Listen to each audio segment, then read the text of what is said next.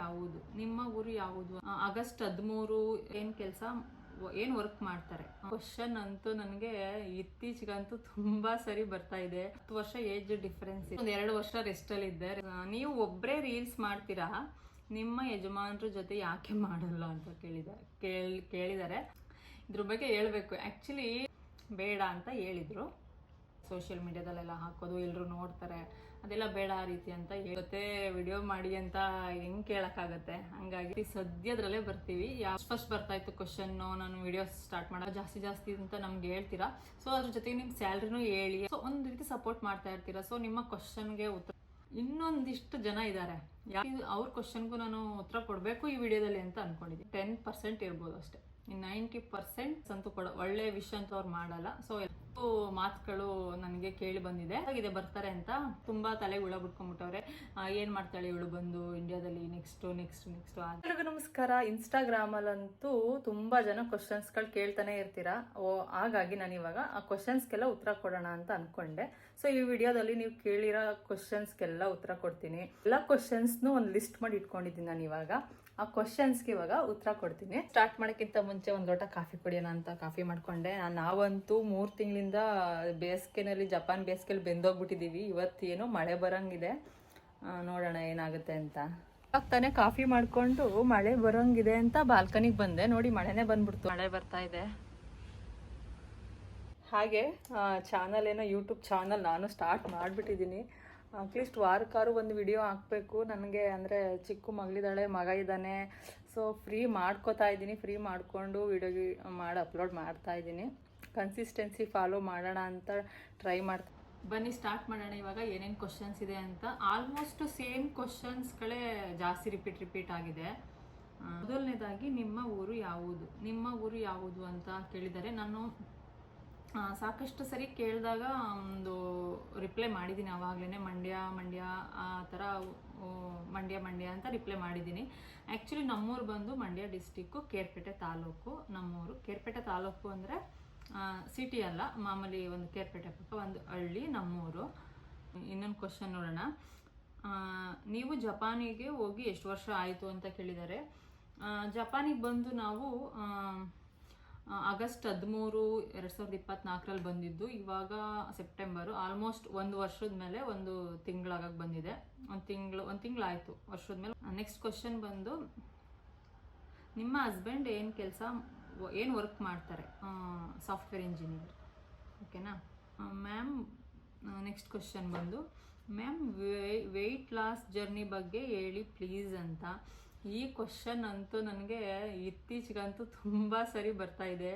DM ಅಲ್ಲಿ ಆಗಿರ್ಬೋದು, comment ಬಾಕ್ಸಲ್ಲಿ ಆಗಿರ್ಬೋದು, ತುಂಬ ಸರಿ ಕ್ವಶನ್ ರಿಪೀಟ್ ಆಗ್ತಾನೆ ಇದೆ. ವೆಯ್ಟ್ ಲಾಸ್ ಬಗ್ಗೆ ಹೇಳಿ ಅಂತ. ವೆಯ್ಟ್ ಲಾಸ್ ಅಂದರೆ ನಾನು ಬರುವಾಗ ಇಂಡಿಯಾದಿಂದ ತುಂಬ ವೆಯ್ಟ್ ಗೇನ್ ಇದ್ದೆ. ಇವಾಗ ತುಂಬ ರೆಡ್ಯೂಸ್ ಆಗಿದ್ದೀನಿ. ಆಲ್ಮೋಸ್ಟ್ ಒಂದು ತುಂಬ ವೆಯ್ಟ್ ಲಾಸ್ ಆಗಿದ್ದೀನಿ. ಅದ್ರ ಬಗ್ಗೆ ತಿಳಿಸ್ಕೊಡಿ ಅಂದರೆ, ಅದು ತಿಳಿಸ್ಕೊಡ್ಬಾರ್ದು ಅಂತ ಅಲ್ಲ. ಅಂದರೆ ನಾವು ಮಾಡೋ ಒಂದು ಡಯಟು ನಿಮಗೂ ಅದೇ ಮಾಡಿದ್ರೆ ಅದು ನಿಮಗೆ ಸೆಟ್ ಆಗುತ್ತೋ ಇಲ್ವೋ, ಅದೆಲ್ಲ ತುಂಬ ಹೆಲ್ತ್ ಮೇಲೆ ಇದಾಗ್ಬಿಡುತ್ತೆ. ಹಂಗೆಲ್ಲ ಹೇಳ್ಬಾರ್ದು ಅಂತಲ್ಲ, ಅದೆಲ್ಲ ತುಂಬ ಪ್ರಾಬ್ಲಮ್ ಆಗುತ್ತೆ. ನಾವೆಲ್ಲೋ ತುಂಬ ರೀಲ್ಸಲ್ಲೆಲ್ಲ ನೋಡಿದ್ದೀವಿ, ಯಾರೋ ಮಾಡ್ತಾರೆ ಡಯಟ್ನ ಫಾಲೋ ಮಾಡಿ ಅವ್ರಿಗೆ ಹೆಲ್ತು ಇಶ್ಯೂ ಆಗಿರೋದು. ಅದೆಲ್ಲ ನಾನು ನೋಡಿದ್ದೀನಿ. ಹಾಗಾಗಿ ನನಗೆ ನಮ್ಮ ಡಯಟ್ನ ನೀವು ಫಾಲೋ ಮಾಡಿ ಅಂತ ಹೇಳೋಕ್ಕೆ ನನಗೆ ಭಯ. ಹೇಳ್ತಾ ಇಲ್ಲ ಅಂತ ನಾನು ನಿಮಗೆ ಶೇರ್ ಮಾಡಿಲ್ಲ, ಬೇಜಾರು ಮಾಡ್ಕೊಬೇಡಿ. ನಿಮ್ಮ ಮಕ್ಕಳಿಗೆ ಏಜ್ ಡಿಫ್ರೆನ್ಸ್ ಎಷ್ಟು? ಈ ಕ್ವಶನ್ ಬಂದು ತುಂಬ ಇನ್ನು ಬಂದಿಲ್ಲ, 1-2-3 ಬಂದಿದೆ ಅಷ್ಟೇ. ಈ ಪ್ರಶ್ನೆ ಬಂದು, ನಿಮ್ಮ ಮಕ್ಕಳಿಗೆ ಏಜು ಎಷ್ಟು ಗ್ಯಾಪ್ ಇದೆ ಅಂತ. 10 ವರ್ಷ ಏಜ್ ಡಿಫ್ರೆನ್ಸ್ ಇದೆ. ಸೊ ತುಂಬ ಸಣ್ಣ ಆಗಿದ್ದೀರಾ ಯಾಕೆ? ಯೋಚನೆ ಮಾಡ್ತಾ ಇದ್ದೀರಾ ಅಂತ ಕೂಡ ತುಂಬ ಯೋಚನೆ ಮಾಡ್ತಾ ಇದ್ದೀರಾ ಮೇಡಮ್. ಏನಾದರೂ ಇಷ್ಟೊಂದು ಸಣ್ಣ ಆಗ್ಬಿಟ್ಟಿದ್ದೀರಲ್ಲ ಸಡನ್ ಆಗಿ 1 ವರ್ಷದೊಳಗಡೆ, ಈ ರೀತಿ ಕೇಳ್ತಿರ್ತಾರೆ. ಆಪ್ಷನ್ಗೆ ಹೋಗೋಣ. ತುಂಬ ಸಣ್ಣ ಆಗಿದ್ದೀರಾ ಯಾಕೆ? ಏನಾದರೂ ಯೋಚನೆ ಮಾಡ್ತೀರಾ? ಈ ರೀತಿ ಎಲ್ಲ ಕಳಿಸ್ತಾರೆ ಕಮೆಂಟು. ಯೋಚನೆ ಏನಿಲ್ಲ. ನಾನು ಬರುವಾಗ ಇಂಡಿಯಾದಿಂದ ಆಲ್ಮೋಸ್ಟ್ 1-2 ವರ್ಷ ರೆಸ್ಟಲ್ಲಿದ್ದೆ. ರೆಸ್ಟಲ್ಲಿ ಅಂದರೆ ನಾನು ಅವಾಗ. ನೆಕ್ಸ್ಟ್ ಕ್ವಶನ್ ಬಂದು, ನೀವು ಒಟ್ಟಾರೆ ರೀಲ್ಸ್ ಮಾಡ್ತೀರಾ? ನೀವು ಒಬ್ಬರೇ ರೀಲ್ಸ್ ಮಾಡ್ತೀರಾ, ನಿಮ್ಮ ಯಜಮಾನರ ಜೊತೆ ಯಾಕೆ ಮಾಡಲ್ಲ ಅಂತ ಕೇಳಿದ್ದಾರೆ. ಈ ಕ್ವಶನ್ನು ತುಂಬ ಏನು ಬಂದಿಲ್ಲ. ಒಂದೊಂದು ಸರಿ ನೋಡ್ತಿರ್ತೀನಿ ಈ ಕ್ವಶನ್ನು. ನೀವು ಒಬ್ಬರೇ ಮಾಡ್ತಿರ್ತೀರಾ, ನಿಮ್ಮ ಹಸ್ಬೆಂಡ್ ಜೊತೆನೂ ಮಾಡಿ, ಈ ರೀತಿ ಕೇಳ್ತಿರ್ತೀರಾ. ಈಗ ಏನು ಕೇಳೋರ್ದೇನು ತಪ್ಪಿಲ್ಲ, ಯಾಕೆಂದರೆ ಇವಾಗ ಆಲ್ಮೋಸ್ಟ್ ಕಪಲ್ಸ್ ಎಲ್ಲ ಮಾಡ್ತಿರ್ತಾರೆ, ಹಾಗಾಗಿ ಕೇಳಿದ್ದೀರಾ. ಇದ್ರ ಬಗ್ಗೆ ಏನು ಹೇಳೋದು ಅಂದರೆ, ಇದ್ರ ಬಗ್ಗೆ ಹೇಳಬೇಕು. ಆ್ಯಕ್ಚುಲಿ ನಾನು ಇಲ್ಲಿಗೆ ಬಂದಾಗ ಈ ರೀಲ್ಸ್ ಮಾಡೋದು, ಈ ಥರ ಒಂದು ಇನ್ಸ್ಟಾಗ್ರಾಮಲ್ಲಿ ರೀಲ್ಸ್ ಮಾಡ್ತೀನಿ ಅಥವಾ ಯೂಟ್ಯೂಬ್ ಸ್ಟಾರ್ಟ್ ಮಾಡ್ತೀನಿ, ಯಾವುದೂ ಪ್ಲ್ಯಾನ್ ಇರಲಿಲ್ಲ. ನಾನು ಇಲ್ಲಿಗೆ ಬಂದಾಗ ನನಗೆ ಅನ್ನಿಸ್ತು, ಅಂದರೆ ಇಲ್ಲೇ ನಾವು ನೋಡ್ತೀವಲ್ಲ, ಈಗ ಯಾರು ಫಾರಿನ್ಗೆ ಹೋದಾಗ ಅಲ್ಲಿನ ಪ್ಲೇಸ್ಗಳು ತೋರಿಸೋದು, ಅಲ್ಲಿನ ಒಂದು ಲೈಫ್ ಸ್ಟೈಲ್ ತೋರಿಸೋದು, ಈ ರೀತಿ ಎಲ್ಲ ಮಾಡ್ತಿರ್ತಾರಲ್ಲ, ಅದನ್ನೆಲ್ಲ ನೋಡಿದ್ನಲ್ಲ. ಸೊ ನಾನು ಯಾಕೆ ಮಾಡಬಾರ್ದು ಅಂತ ಅಂದ್ಕೊಂಡು ನಮ್ಮ ಹಸ್ಬೆಂಡ್ನ ಕೇಳಿದೆ, ಮಾಡ್ತೀನಿ ನಾನು ಕೂಡ ಅಂತ. ಅವರು ಬೇಡ, ಮಗು ನೋಡಿಕೊಂಡು ಮನೆ ಕೆಲಸ ಮಗು ನೋಡ್ಕೊಳ್ಳೋದೇ ಆಗುತ್ತೆ, ಅದೆಲ್ಲ ಬೇಡ, ಅದು ಒಂದು ಮಾಡ್ತೀನಿ ಅಂತ ಹೊರಟಾಗ ಅದಕ್ಕೆ ಎಫರ್ಟ್ ಅದಕ್ಕೆ ಆದ ಒಂದು ಟೈಮ್ನ ಕೊಡಬೇಕಾಗುತ್ತೆ. ಸುಮ್ಮನೆ ಮಾಡ್ತೀನಿ ಅಂದ್ಬಿಟ್ಟು ಮಾಡೋದಲ್ಲ, ಅದಕ್ಕೆಲ್ಲ ಟೈಮ್ನ ನೀನು ಕೊಡಬೇಕಾಗುತ್ತೆ, ನಿನ್ಗೆ ಆಗೋದಿಲ್ಲ, ಬೇಡ ಅಂತ ಹೇಳಿದರು. ಅದು ಒಂದು. ಮತ್ತು ಅವ್ರಿಗೆ ಇದೆಲ್ಲ ಸೋಷಿಯಲ್ ಮೀಡಿಯಾದಲ್ಲಿ ಅದೆಲ್ಲ ಅವ್ರಿಗೂ ಏನು ಇಷ್ಟ ಇರಲಿಲ್ಲ. ಅಂದರೆ ಯಾರಾದ್ರು ಕಮೆಂಟ್ಸ್ಗಳು ಹಾಕೋದು, ಅದು ನಮ್ಗೆ ಹರ್ಟ್ ಆಗೋದು, ಮತ್ತು ನಮ್ಮ ಮನಸ್ಸಿಗೆ ಬೇಜಾರಾಗೋದು, ಅದೆಲ್ಲ ಥರದ್ದೆಲ್ಲ ಇರುತ್ತೆ. ಅಂದರೆ ಈಗ ಒಂದು ಮಾಡೋಕ್ಕಂತ ಹೊರಟಾಗ ಅದರಲ್ಲಿ ಕೆಲವೊಂದು ಫೇಸ್ ಮಾಡಬೇಕಾಗಿರುತ್ತಲ್ಲ. ಸೊ ಅದಕ್ಕೆ ಅದೆಲ್ಲ ಬೇಡ, ನಮಗೆ ಆರಾಮಾಗಿ ಏನು ಬೇಡ, ಆರಾಮಾಗಿ ಇರು ಅಂತ ಹೇಳಿದರು. ನಾನು ಸ್ವಲ್ಪ ದಿನ ಹಂಗೆ ಮಾಡ್ತೀನಿ ಅಂತ ಕೇಳಿ ರಿಕ್ವೆಸ್ಟ್ನ ಮಾಡಿಕೊಂಡು, ಸೊ ಅವರು ಬೇಡ ಅಂತ, ಬೇಡವೆಲ್ಲ ನಮಗೆ ಅದೆಲ್ಲ. ಆಮೇಲೆ ನನಗೆ ಏನಾರು ಅಂದರೆ ನಮಗೆ ಅದನ್ನು ಡೈಜೆಸ್ಟ್ ಮಾಡ್ಕೊಳಕ್ಕಾಗಲ್ಲ, ತುಂಬ ಬೇಜಾರಾಗುತ್ತೆ. ಈ ಥರ ಸೋಷಿಯಲ್ ಮೀಡ್ಯಾದಲ್ಲೆಲ್ಲ ಹಾಕೋದು, ಎಲ್ಲರೂ ನೋಡ್ತಾರೆ, ಅದೆಲ್ಲ ಬೇಡ ಆ ರೀತಿ ಅಂತ ಹೇಳಿದರು. ನಾನು ಸರಿ ಅಂದ್ಬಿಟ್ಟು ಸ್ವಲ್ಪ ದಿನ ಸುಮ್ಮನಾದೆ. ತುಂಬ ಇಂಟ್ರೆಸ್ಟ್ ಬರೋಕ್ಕೂ ಸ್ಟಾರ್ಟ್ ಆಗೋಯ್ತು.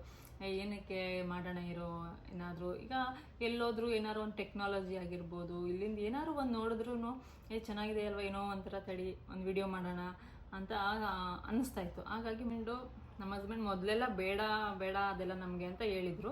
ನಾನೇನು ಮಾಮೂಲಿ ಇನ್ಫಾರ್ಮೇಷನ್ ವೀಡಿಯೋಸ್ಗಳಲ್ವ, ಏನಾಗಲ್ಲ, ಆ ಥರ ಏನು ಬ್ಯಾಡ್ ಕಮೆಂಟ್ಸ್ಗಳೇನು ಬರಲ್ಲ, ಮಾಮೂಲಿ ಇನ್ಫಾರ್ಮೇಷನ್ ಬಗ್ಗೆ ಹಾಕ್ತೀನಿ ಆ ಥರ ಎಲ್ಲ ರಿಕ್ವೆಸ್ಟ್ ಮಾಡಿಕೊಂಡಾಗ ಓಕೆ ಅಂತ ಹೇಳಿದ್ರು. ಸೊ ಹಾಗಾಗಿ ನಾನು ಮಾಡೋದೇ, ನನ್ನ ಮಾಡೋಕ್ಕೆ ಒಂದು ಪರ್ಮಿಷನ್ ಕೊಟ್ಟಿರೋದೇ ಒಂದು ದೊಡ್ಡ ವಿಷಯ ಆ್ಯಕ್ಚುಲಿ ನಮಗೆ. ಅಂಥದ್ರಲ್ಲಿ ನೀವು ಬನ್ನಿ ನಮ್ಮ ಜೊತೆ ವಿಡಿಯೋ ಮಾಡಿ ಅಂತ ಹೆಂಗೆ ಕೇಳೋಕ್ಕಾಗತ್ತೆ. ಹಾಗಾಗಿ ಸದ್ಯ ನಾನು ಒಬ್ಬಳನ್ನ ಒಂದು ವಿಡಿಯೋ ಮಾಡೋಕ್ಕೆ ಬಿಟ್ಟರೆ ಸಾಕಪ್ಪ ಅನ್ನಂಗೆ ಆಗಿತ್ತು. ಇವಾಗ ಸ್ವಲ್ಪ ಒಂದು 6 ತಿಂಗಳು ಮಾಡೋಕ್ಕಿದ್ದಾಗ ಫುಲ್ ಅವ್ರಿಗೆ ಸ್ಟಾರ್ಟ್ ಮಾಡಿದ್ಮೇಲೆ ಅವರು ನನಗೆ, ಅಂದರೆ ನಾನು ಮಾಮೂಲಿ ನೋಡಿದ್ದೀರಾ ನನ್ನ ವೀಡಿಯೋಸ್ಗಳಲ್ಲಿ, ಯಾರೋ ನನಗೆ ನಮ್ಮ ಹಸ್ಬೆಂಡ್ ಆಗಲಿ ಯಾರೋ ಒಂದು ಹೆಲ್ಪ್ನ ತೊಗೋತಿರ್ಲಿಲ್ಲ. ಯಾವ ಥರ ಅಂದರೆ, ಅವರು ಈಗ ನಾನು ಎಲ್ಲರೂ ಹೋದರೆ ಮಾಮೂಲಿ ಫ್ರಂಟ್ ಕ್ಯಾಮ್ರಾ ಆನ್ ಮಾಡಿಕೊಂಡು ಎಲ್ರಿಗೂ ನಮಸ್ಕಾರ ಅಂತ ಹೇಳ್ಬಿಟ್ಟು, ಆಮೇಲೆ ಬ್ಯಾಕ್ ಕ್ಯಾಮ್ರಾ ಮಾಡಿಬಿಟ್ಟು ವಿಡಿಯೋ ಕ್ಯಾಪ್ಚರ್ ಮಾಡಿಕೊಂಡು ಮನೆಗೆ ಬಂದು ವಾಯ್ಸ್ ಕೊಡೋದು, ಯಾವಾಗಲಾದ್ರು ಫ್ರೀ ಇದ್ದಾಗ ಆ ಥರ ಮಾಡ್ತಾಯಿದ್ದೆ.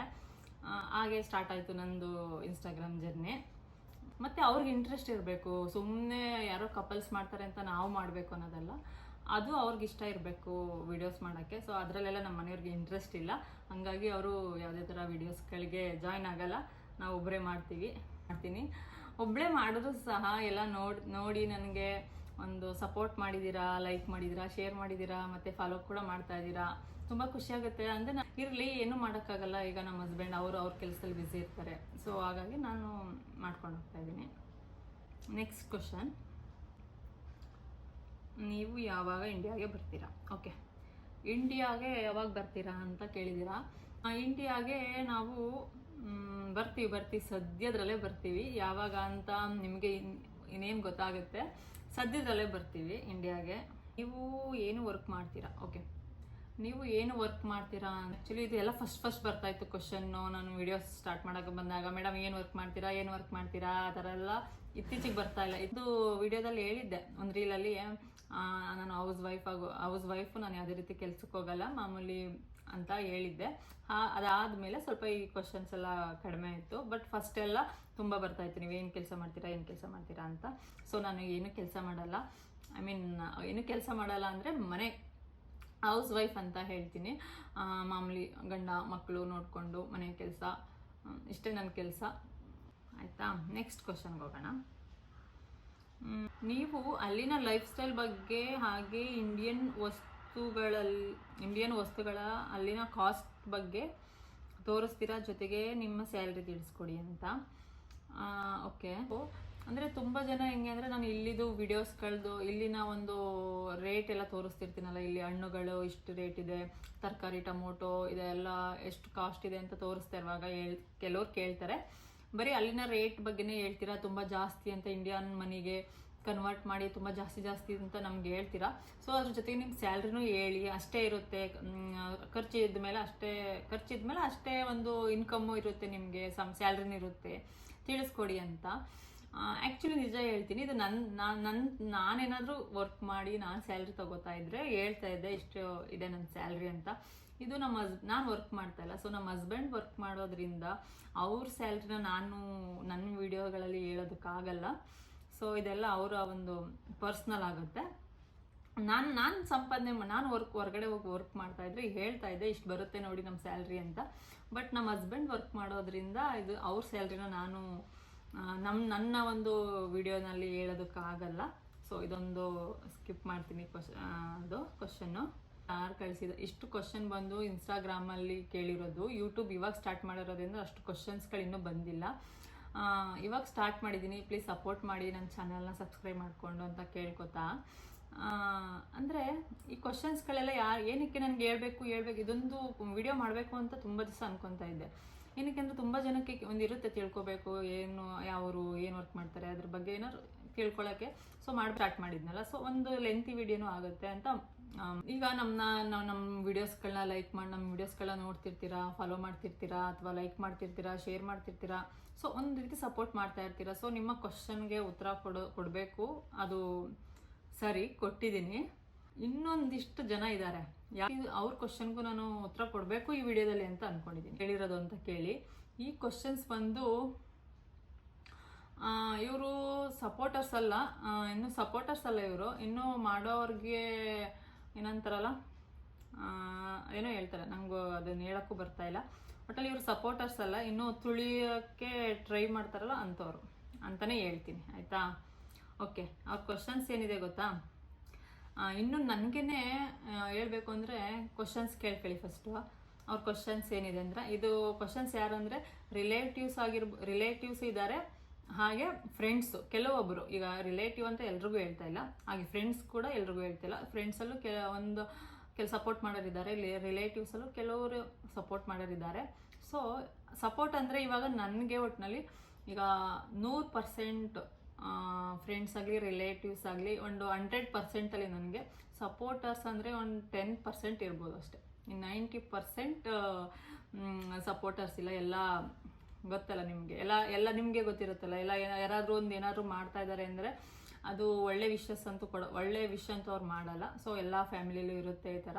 ಸೊ ಬಂದು ಇನ್ಸ್ಟಾಗ್ರಾಮಲ್ಲಿ ಡೈರೆಕ್ಟಾಗಿ ಕಮೆಂಟ್ಸ್ ಮಾಡೋರಲ್ಲ, ಅಥವಾ ಅಂದರೆ ನನಗೆ ಡೈರೆಕ್ಟಾಗಿ ಹೇಳಿರೋರು ಅಲ್ಲ. ಇವರು ಒಂಥರ ಹೇಳ್ತೀನಿ ಮುಂದೆ ಯಾವ ರೀತಿ ಹೇಳಿದ್ದಾರೆ ಅಂತ. ಫಾಲೋ ಮಾಡ್ತಾ ಇದ್ದಾರೋ ಅವ್ರು ಇನ್ಸ್ಟಾಗ್ರಾಮಲ್ಲಾಗಲಿ ಯೂಟ್ಯೂಬಲ್ಲಾಗಲಿ ಫಾಲೋ ಮಾಡ್ತಾ ಇದ್ದಾರೋ ಗೊತ್ತಿಲ್ಲ. ಬಟ್ ನನ್ನ ವೀಡಿಯೋಸ್ಗಳಂತೂ ನೋಡ್ತಾ ಇರ್ತಾರೆ.